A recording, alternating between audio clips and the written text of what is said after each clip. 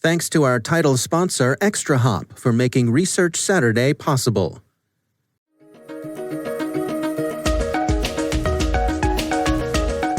Hello, everyone, and welcome to the CyberWire's Research Saturday. I'm Dave Bittner, and this is our weekly conversation with researchers and analysts tracking down threats and vulnerabilities, solving some of the hard problems of protecting ourselves in a rapidly evolving cyberspace. Thanks for joining us.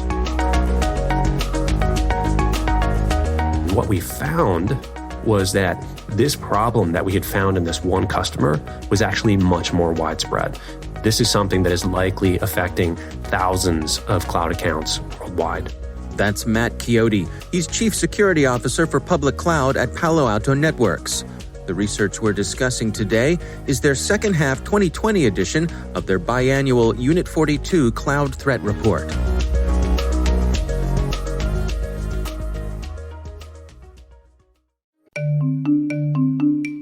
And now, a word from our sponsor, ExtraHop, securing modern business with cloud-native network detection and response. The massive shift to remote work has turned the reality of work on its head. With cloud and multi-cloud adoption, comprehensive visibility is more important than ever. But in order to protect your business, you need more than unified visibility. You need intelligence response workflows so teams can collaborate easily and act quickly. Thanks also to our sponsor, Verizon, who for nearly 2 decades has helped secure data, networks, and infrastructure of many of the world's best-known organizations. Their annual Data Breach Investigations report is considered the gold standard of cybercrime research, and Verizon's leadership in network, wireless, and IoT connectivity makes it uniquely capable of protecting the ever-expanding attack surface. Let Verizon help you optimize your defenses and achieve the maximum return on your security investments. Learn more at verizonenterprise.com/products/security.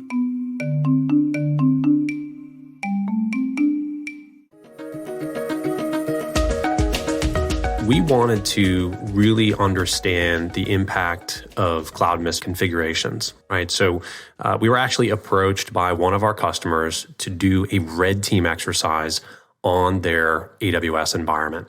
And as part of that red team exercise, right? So one thing I'll say there is that Unit 42, we don't typically carry out offensive operations, right? We are strictly a research organization. But in this case here, we made an exception because of the sheer scale and size of this customer. So we carried out a red team exercise, and in doing that, we very quickly discovered 2 critical AWS misconfigurations in less than a week that could have led to a multi-million-dollar data breach.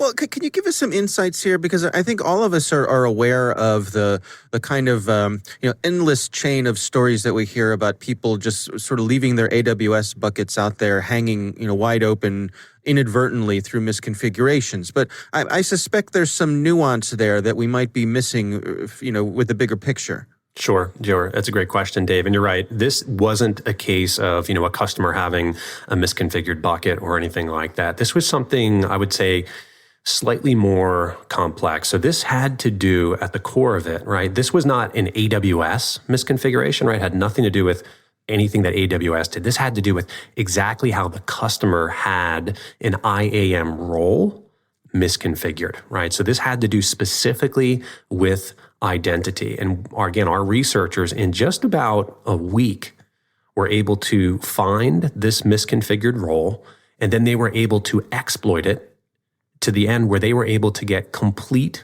and total control over this customer's AWS environment. So this one wasn't an S3 bucket right up front, but they were able to use this misconfigured identity, this misconfigured role, and then from that, they were able to get to everything that was supposed to be inside this environment. So yes, they were able to get to S3 buckets, they were able to get to encryption keys, and eventually they were able to own the entire environment.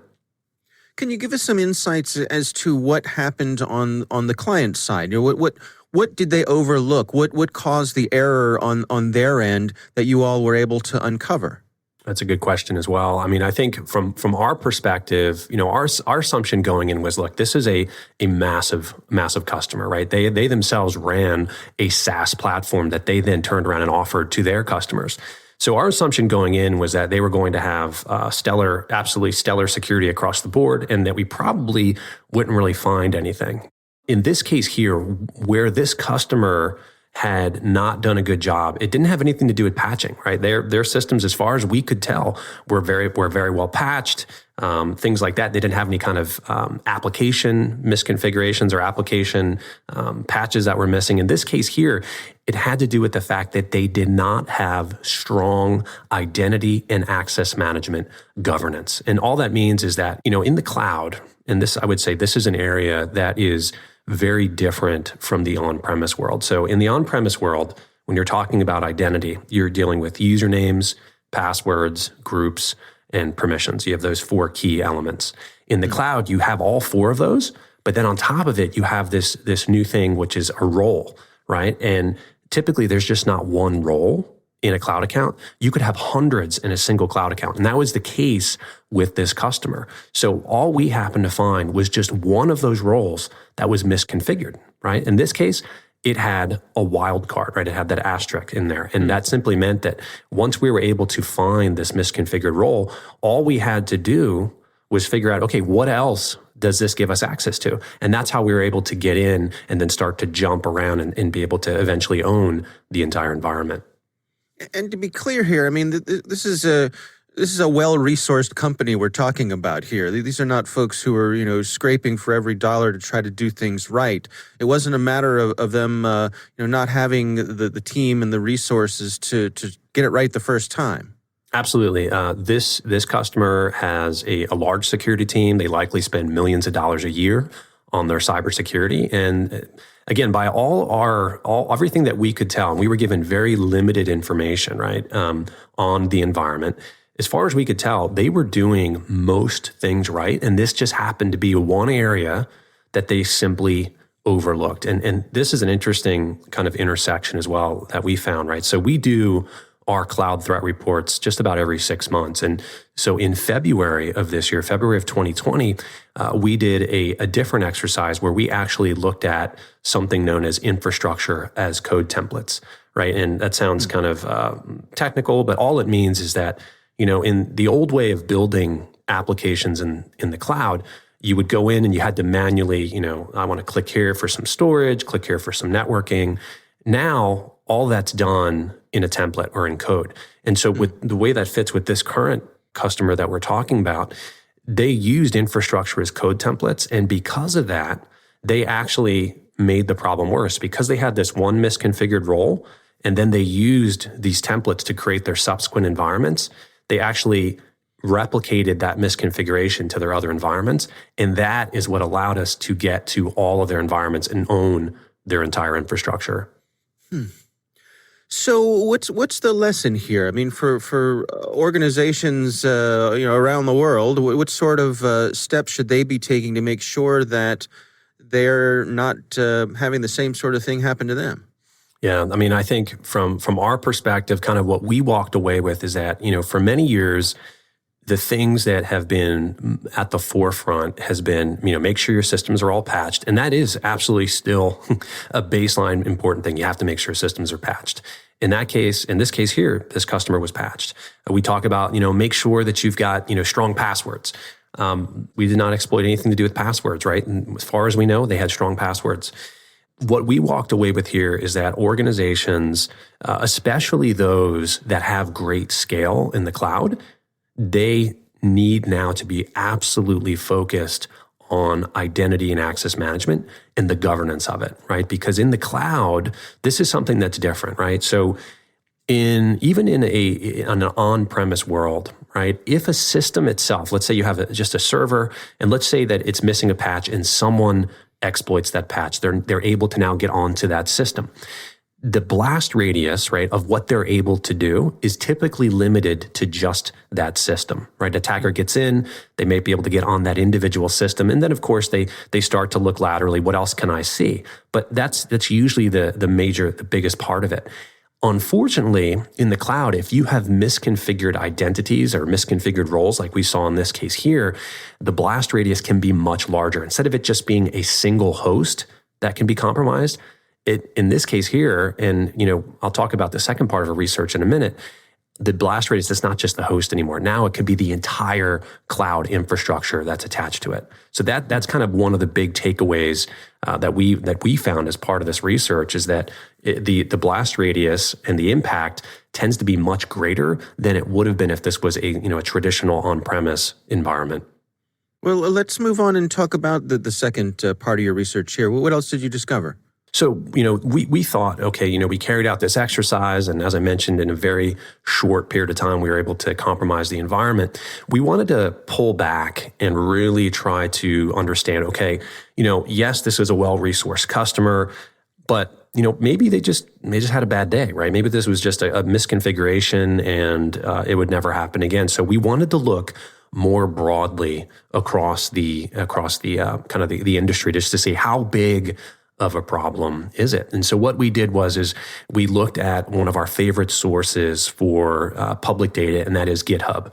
Most people know GitHub. It's a place where developers love to store their code, share code, et cetera, store it there. And what we did is we leveraged GitHub and we downloaded well over 100,000 repositories that are publicly available using the GitHub searching API.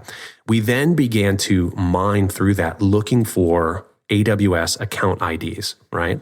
So we found, literally thousands of AWS account IDs. The next step in the process was making sure that they were valid accounts. And so we were able to do that. And then we started to also mine that data to look for those IAM roles that we were talking about previously. And so basically we now have a list of valid AWS accounts and a list of the most common role names. And then we just started different combinations, trying these out, right? And this is exactly what an attacker would do. They would try to do an attack that maybe is not even directly against a customer because they might see that, but they get as much information as they can in a very kind of low and slow way. And that's exactly what we did here. And what we found was that this problem that we had found in this one customer was actually much more widespread. In fact, we found literally hundreds of EC2 backups, right, that we would have been able to access had we not been, ethical in how we were doing this. We found encryption keys that were available publicly, and there were many accounts that, again, had this not been Unit 42, had this been an actual attacker, that they could have gotten access to. So again, we walked away from this saying, this wasn't an isolated issue with one customer. This is something that is likely affecting thousands of cloud accounts worldwide. How can organizations go about checking themselves out? Is this a matter of an internal audit? I mean, obviously, this organization reached out to you to test this. Is it likely that they would have found it on their own through their own processes? They may have found it eventually, right? But unfortunately, and I mean, I say fortunately, in the case of this customer, they were able to, had forensics involved, and they were able to determine that they were not breached. No one else, luckily, had discovered this. But a lot of times, clients don't get lucky, right? So I think in this case here, what I would say organizations really need to focus on moving forward is two things. And we talk about this in the report. Near the end of it, we basically give 10 recommendations or best practices for really trying to eliminate these types of things. So I won't go over all 10, but I'd say, there's 3 in my view that really stand out. The first is just the whole concept of granting least privilege. And all that means is, look, it's about figuring out, here's a developer. What is it that they need to do on a regular basis?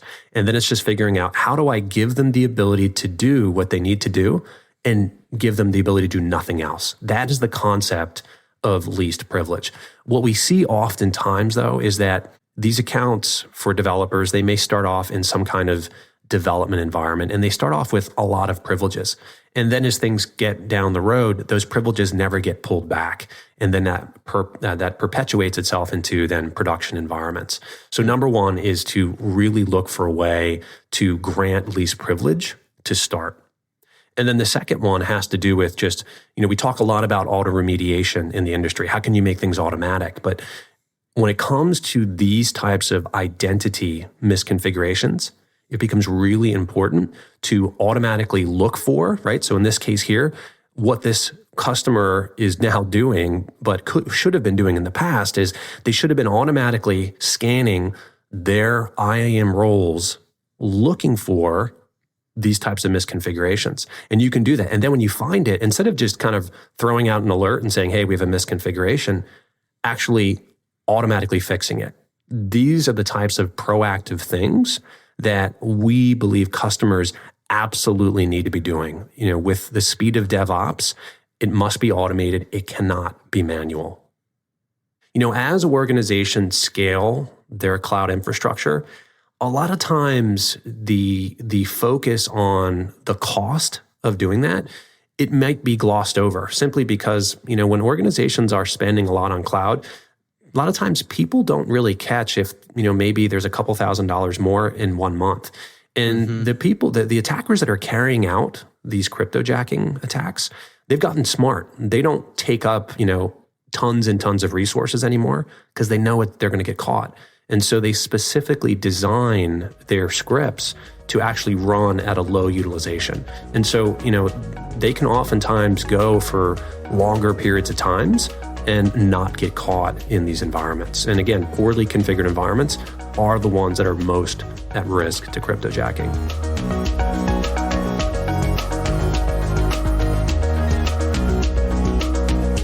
Our thanks to Matt Chiodi from Palo Alto Networks for joining us. The research is the second half 2020 edition of their biannual Unit 42 Cloud Threat Report. We'll have a link in the show notes.